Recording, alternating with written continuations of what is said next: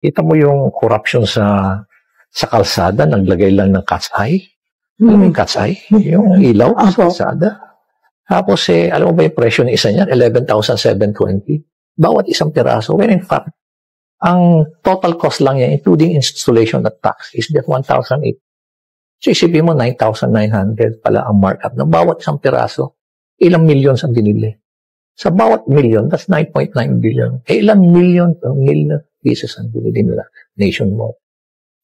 Yung road safety device, nakita mo yung yellow barrier sa mga kurbada.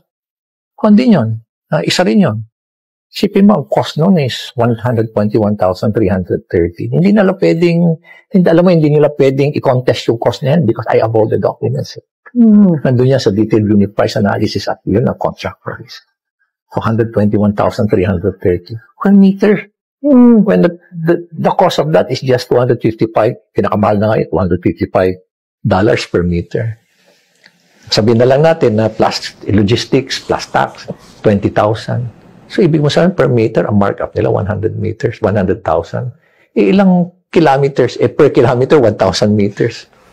So, ilang hundreds of kilometers ang nilagyan nila. Alam mo ba, dapat kurbada lang lalagyan. Pati diretso ng kalsada, nilagyan nila. In the same manner na yung cat's eye, pwede namang gitna lang at